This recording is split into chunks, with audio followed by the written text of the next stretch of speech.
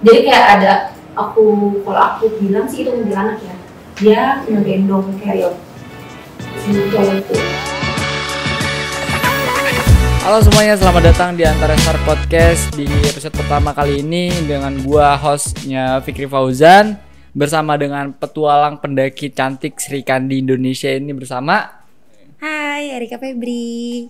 Oke, jadi Kak Erika ini merupakan pendaki yang hits banget di kalangan Instagramable dan sosial TikTok gitu ya. Asik. Jadi aku mau nanya-nanya nih Kak. Awalnya kakak bisa terjerumus ke berpetualang di traveling gitu atau di gunung-gunung gitu, gimana sih ceritanya Kak? Awal pertama kali ya, itu pas aku masih sekolah. Umur 15 tahun, itu pas pengen ulang tahun aku sekitar 16 tahun. Itu seminggu sebelum ulang tahun aku diajakin sama temen aku buat naik gunung. Jadi dia bilang nanti acara ulang tahunnya di gunung gitu loh. Wah, umur 15 tahun. Oke. Terus aku dipaksa, benar-benar dipaksa tuh, dirayu-rayu. Di sana enak banget, ada ini. Dia nggak ceritain tuh tentang capeknya kayak gimana tuh, nggak sama sekali. Jadi benar-benar dirayu. Oh udah enak, ayo kesini. Nanti di sana ada bunga ini ya, ada bunga edelweiss kan. Aku nggak tahu kan dulu bunga edelweiss itu apa kan, aku nggak tahu. Jadi aku dipancing sama yang indah-indahnya aja. Sampai aku izin ke mama, itu nggak diizinin, nanti ada ular katanya, ada singa, kayak gitu kan. Binatang liar gitu ya. Itu aku benar-benar maksa kayak, ih udah sih orang pengen naik gunung, enggak ada, di situ ada jalurnya kayak jalanan, aku bilang gitu kan. Karena diceritain sama teman aku gitu. Terus habis itu benar-benar nggak diizinin sampai teman aku yang ngajak datang ke rumah. Teman aku datang ke rumah buat ngizinin. Itu benar-benar maksa aku banget. Maksa aku buat ikut sama dia karena dia mau ngasih kado aku di atas gunung. Atas gunung, oke, siap. Iya, jadi pas dia udah izinin aku ke mama, akhirnya diizinin, baru deh aku bisa naik gunung itu pertama kali. Gokil. Cuy, lu di umur 15 tahun ngapain nih? Jadi kayak Rika di masa-masa ulang tahunnya tuh dia udah masuk mulai pendakian ya, mulai dunia pendakian gitu ya di umur ulang tahunnya yang ke-15. Yang ke-16. Berapa? Oh iya 16. Jadi teman-temannya itu gokil juga ya. Berarti teman-temannya umur berapa juga, Kak? Beda setahun sih, dia umur 16, aku masih 15. Pas aku ulang tahun ke-16, dia 17. Oh, siap. Berarti masa-masa SMA gitu ya, Kak? Masa SMA. Indah banget itu. Wah, parah sih. Umur 16 tahun. Terus untuk pendakian pertama itu ke gunung mana nih, Kak, untuk perayaan ulang tahunnya itu, Kak? Nggak jauh sih, karena rumah aku kan di Jakarta ya. Iya. Gunung yang paling dekat dari Jakarta itu kan Gunung Gede, Gunung Salak. Jadi aku lebih milih ke Gunung Gede. Kemarin ditawarin sih mau ke gunung mana, ke Gunung Salak apa ke Gunung Gede. Ya yang enak mana, katanya Gunung Gede. Ya udah aku bilang ya udah Gunung Gede aja. Lewat jalur Cibodas. Oh, Cibodas. Cibodas the best banget kan jalur Cibodas. Mantap. Pemula tuh suruh lewat jalur Cibodas. Jadi sebenarnya agak-agak meragukan juga gitu kalau misalnya Gunung Gede itu buat orang-orang yang pemula ya. Apalagi di usia yang masih 16 tahun, cewek gitu kan. Mantap. Enggak, ini luarnya aja kok cewek. Dalamnya mah gak ada yang tahu kan. Oh, kita. dalamnya mah laki gitu. Oke. Jadi total udah berapa kali Kak untuk pendakian itu dari umur 16 tahun sampai sekarang? Total. Aduh, nggak tahu deh aku. Soalnya sering diulang-ulang sih. Kadang kayak misalnya ke Gunung Gede aku udah sekitar 5 atau 6 kali. Terus misalnya ke Salak, kayak misalnya udah berkali-kali gitu. Jadi nggak cuma satu gunung udah, terus satu gunung lagi udah. Jadi ke gunung itu kadang diulang berapa kali. Jadi aku kurang tahu deh. Sekitar ada kali 15 lebih, aku nggak tahu. Wah, mantap. Terus rasa-rasa pas pertama kali tuh apa sih yang dirasain gitu pas diajak teman-temannya gitu? Rasa apa nih? Rasa yang pernah ada apa gitu? Wah. Experience-nya pas mendaki gunung pertama kali apa yang dirasain tuh, Kak? Seneng karena baru pertama kali ngalamin hal itu. Selama seumur hidup kan gak pernah tuh yang namanya benar-benar mendaki gunung. Baru pertama kali. Apalagi kita norak ya waktu itu. Ini orang-orang norak nih yang gak pernah keluar asap dari mulut ya kan. Oh iya. Apalagi kalau misalnya pas suhu dingin tuh. Iya tuh. Itu gue mainnya wow. Ada sensasinya, ada serunya, ada senengnya, ada sedihnya aja. Waktu itu aku malah mimpi tengah malam, kata teman aku mimpi aku minta pulang. Itu kan aku ngecamp di Surya Kencana. Terus aku katanya bukan bangun sih, aku ngigo jam sekitar jam 3 atau jam 4. Aku minta pulang sambil nangis. Minta Mau pulang gitu. Udah nggak mau dingin, nggak kuat kali ya. Aku kan baru pertama kali surken kan dingin banget kan. Dingin gitu sampai kayak menggigil. Akhirnya pas aku bangun ditulisin pakai surat, Erika Febri minta pulang. Ya. Dan suwe banget kan. Akhirnya disebar udah di sosial media. Ada sih fotonya buat kenang-kenangan, gak apa-apa, lucu. Tapi mulai ngebangun YouTube, Instagram dan mulai gede gitu, TikTok sendiri itu dari mulai kapan sih Kak? Kalau dari YouTube ya, kalau dari YouTube sih aku awalnya iseng. Awalnya pas lagi masih Corona lagi membludak tuh, bulan Maret kan, benar-benar bulan Maret banget, 2000 berapa tuh, 20 apa? 2019 ya? Iya, 2019 itu Mei, aku gabut kan, pada di PHK, jadi mau nggak mau aku melakukan aktivitas di rumah. Jadi menurut aku ngapain nih? Aku pikir-pikir, aku ngajak teman itu juga, aku nggak berani ngevlog sendirian, nggak berani konten sendirian. Aku ngajakin temen aku, kayak itu kontennya juga masih nggak jelas, judulnya juga awalnya coba-coba, kontennya masih nggak jelas, kayak masih, kenalin nih nama gue Erika, jadi di sini nggak jelas deh pokoknya ya. Jadi awalnya iseng-iseng aja aku bikin YouTube, terus nggak lama karena aku seneng jalan-jalan, kayak nggak cuma naik gunung sih, aku misalnya kayak nginep staycation gitu sama teman-teman, jalan ke sana ke sini. Aku suka bikin vlog. Jadi aku taruh di YouTube aku. Emang niatnya aku pengen menaruh setengah perjalanan hidup aku di YouTube. Oke, siap. Oke, jadi selain selain cantik gitu, selain suka traveling, jadi juga suka bikin konten juga ya Kak, untuk pergi vlog mana-mana gitu ya. Karena emang aku orangnya kan senang berekspresi di depan kamera. Aku paling seneng banget. Tahu kenapa? Narsis gitu ya Kak? Oh, narsis banget. Dan ditanya. Tapi buat di Instagram sendiri mulai naiknya tuh kapan tuh Kak? Itu awalnya dari TikTok sih semuanya. Oh, berawal dari TikTok dulu naiknya. TikTok. Jadi aku tuh kalau dibilang ke up-nya ya, ke up dari viewers itu karena video-video aku di rumah. Kayak aku kan orangnya iseng, bete kan, suka berekspresi di depan kamera kan. Jadi kadang aku suka bikin kayak lip sync ataupun kayak gimana itu sering FYP, itu sering masuk. Nah, akhirnya di situ aku selipin nama Instagram aku dan mereka pada lari ke Instagram aku. Oh gitu. Jadi pindah gitu ya. Emang berawal mulanya sih dari TikTok sih awalnya. Oke Kak, bisa lanjut ke selama perjalanan traveling atau pendakian gitu ya Kak. Ada hal-hal yang aneh gak sih? Ada sih, ada hal yang aneh, ada yang sedih, ada senang, ada yang mengecewakan, ada. Wah mantap nih. Bisa diceritain dulu gak dari mulai sedihnya dulu deh? Sedihnya dulu. Iya. Apa ya sedihnya ya? Kan abis sedih tuh baru happy gitu, jadi biar gak kebawa sampai pulang gitu. Sedihnya pernah di ghosting. Wah. Kayak lagi viral tuh kemarin. Nih, pas naik gunung dikasih harapan, pas pulang gak ada kabar gitu. Oh. Iya. Kalian kamu juga gitu? Kalau aku sih sering. Aduh bahaya dong. Iya sih, tapi ya kita enjoy aja lah. Asal ketemu yang adem-adem gitu ya di gunung. Oke. Kalau hal-hal mistis tuh pernah gak sih Kak nemuin? Pernah. Seperti? Salah satunya kayak misalkan aku waktu di Gunung Gede, aku turun malam. Itu kan aku kalau nanjak itu kan selalu aku hitung. Misalnya dari pos 1 ke pos 2 itu aku kena berapa jam. Terus dari turunnya otomatis gak mungkin selama aku nanjak dong. Iya harusnya. Jadi kayak misalkan dari pos 1 ke pos 2 itu aku kena sekitar 1 jam. Tapi pas aku turun kena 2 jam. Gak sampai-sampai. Gak tahu, aku gak ngerti. Apa diputerin gitu? Gak ngerti. Aku gak ngerti. Sampai istirahat dulu, diem aja, aman, gak ada yang megang air semua. Terus gak lama aku ngelihat kayak tenda. Kan aku turun, aku ngeliat di ujung tenda. Aku lihat, oh itu pos bayangan 3 kali aku pikir kan. Pos bayangan 3 kan sebelum pos 4 itu kan ada pos bayangan 3. Pas aku turun, kok dekat banget pos bayangan 3, 5 menit udah ada tenda, udah ada pos, aku pikir kan. oh itu tenda orang kali istirahat deket pos.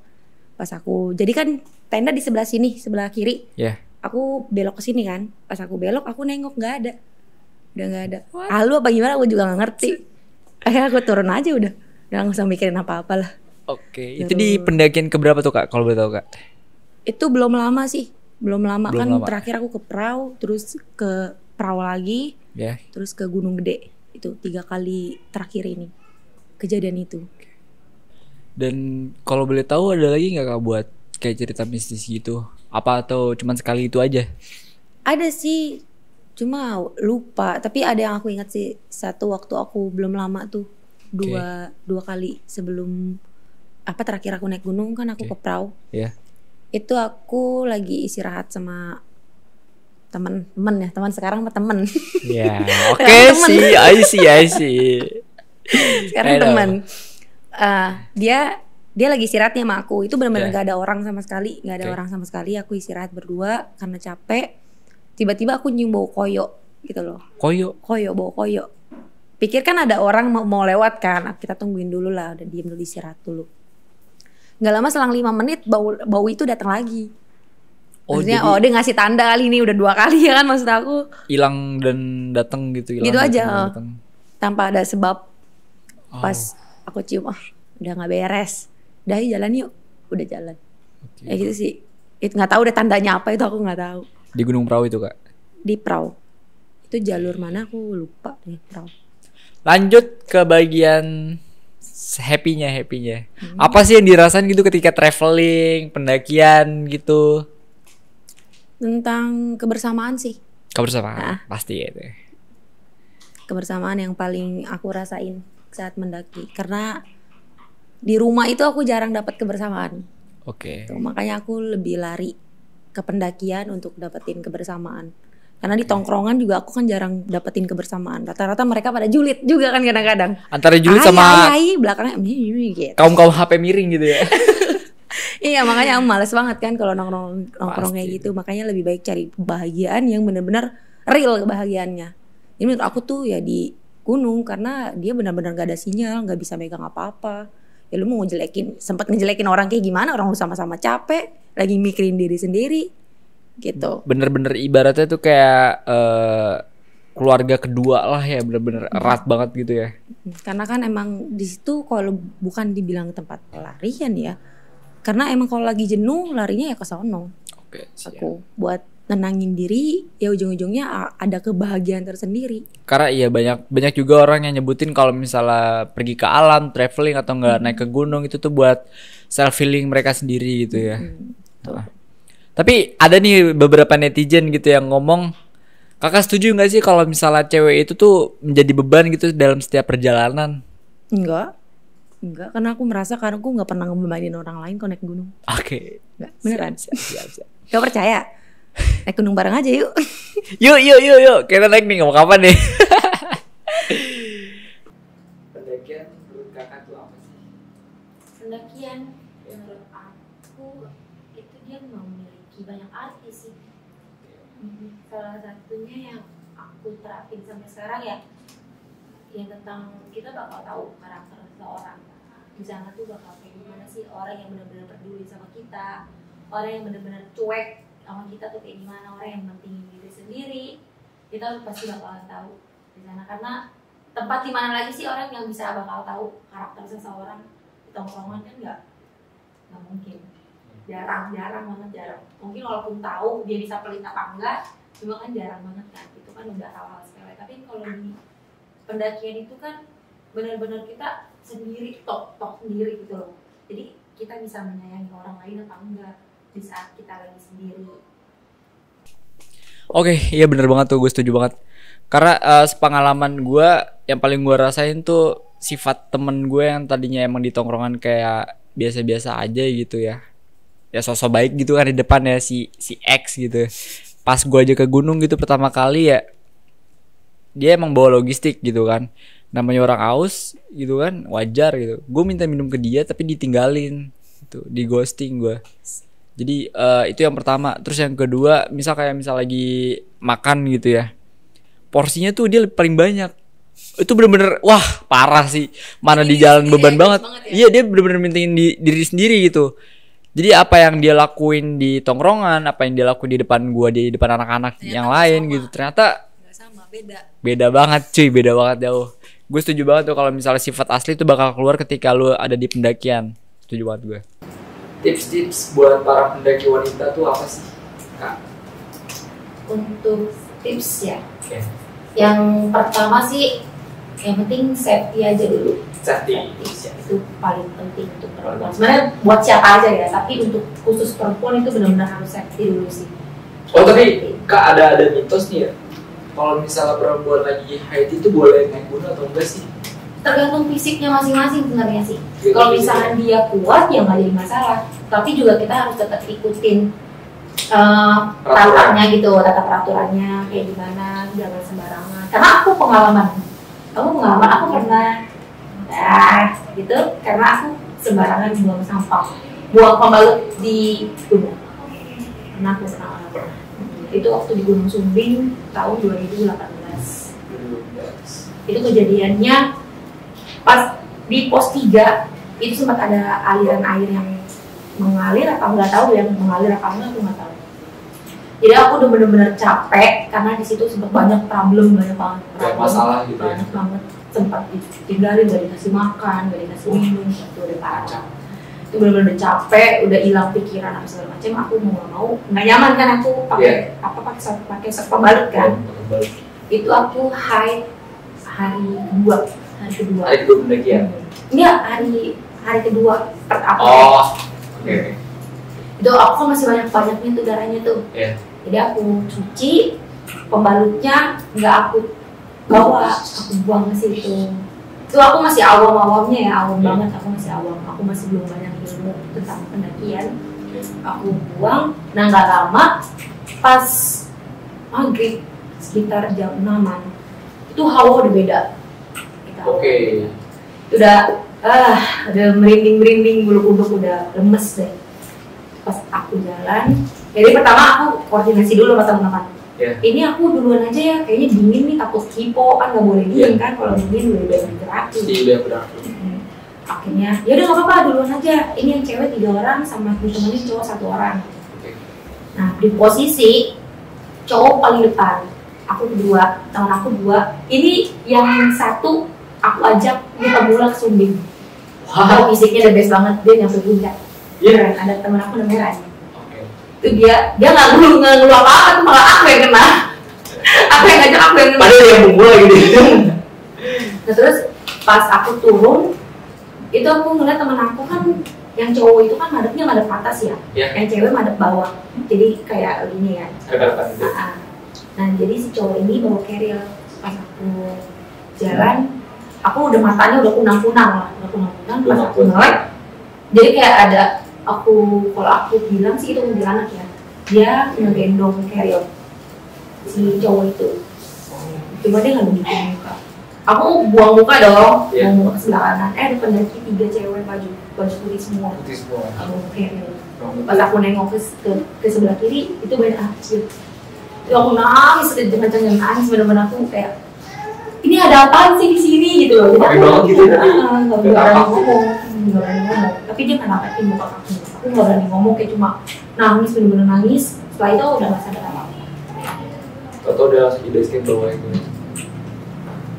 Oke, jadi itu merupakan salah satu tipsnya buat teman-teman semua yang lagi MVP. Enggak, tipsnya aku belum ngasih tahu. Jadi itu tuh udah nyampe base camp gitu ya Kak? Iya, aku tahu udah di base camp aja, aku nggak tahu kenapa lagi di situ pas naik gitu.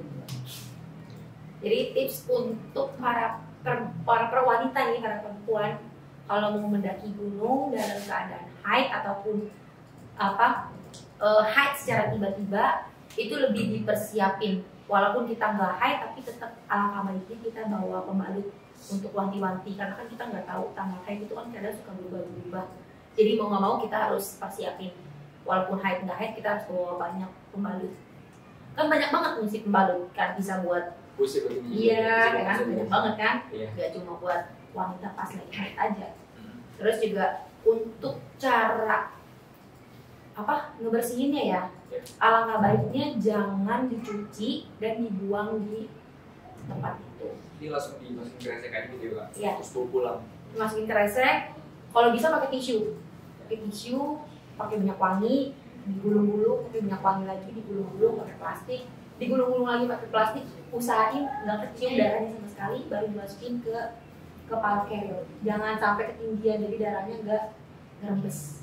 Terus juga kalau misalkan untuk buang air kecil itu usahain bawa minyak wangi juga.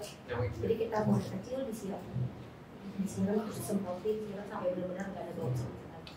Itu yang aku terapin sampai sekarang dari kejadian yang pernah aku alami. Itu aja sih tips aku. Karena fatal banget gitu ya kak. Jangan bulan.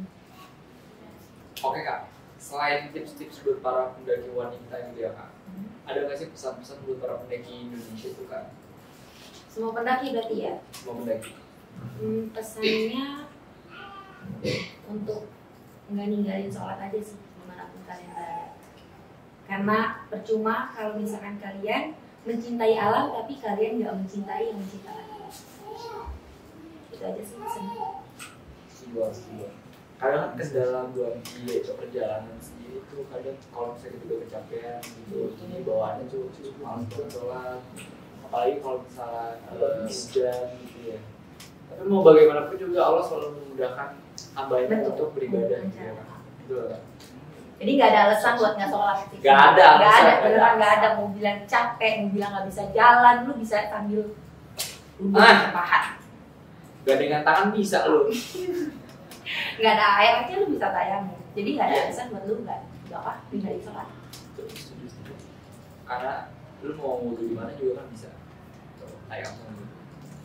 Nah, kalau misalkan untuk kakak sendiri ada nggak nih pesan-pesan buat para pendaki? Oke, kalau misalnya dari gue sendiri ya. Kalau dari gue sendiri sih ya tetap jadi diri sendiri aja. Solid. Kekeluargaan itu penting, kerjasama, tetap survive. Karena bagaimanapun juga itu tuh merupakan alam liar. Ya. Lu nggak bisa sendiri, men. Kalau misalnya lu sendiri, lu mati. Itu aja sih. Karena kita makhluk sosial, Betul. membutuhkan orang lain. Setuju. Oke, cukup sekian aja kita di podcast Hatta Restart. First time nih kita podcast ya. Oh, pas saya sama aku. Iya. Oh, the best banget. Jadi aku bakal special guest Hatta Restart ya, guys. Oke. Thank you, Teresa. Thank you. Mau tengahnya dong mana nih? Aduh. Seru banget ya kak? Seru banget. Seru banget. Jadi di tema kali ini kita mengangkat banyak kisah, banyak cerita, banyak tips juga, banyak pesan juga yang bakal banyak diambil juga. Oke, jangan lupa tetap stay tune di podcast Hatta Restart gitu di episode kedua, episode ketiga dan episode selanjutnya. Jangan lupa juga untuk follow Erika Febri. Ya. Di TikToknya juga atas nama Sama Erika Febri. YouTube-nya YouTube-nya juga Erika Febri. Oke, siap. Oke, jangan lupa follow, subscribe, like, comment, share semua semua akun sosial media Hatta Restart ya guys. Tuh. Dan juga jangan lupa ditonton untuk podcast selanjutnya. Oke. Kita akhiri cukup sampai sini aja. Bye bye. Bye.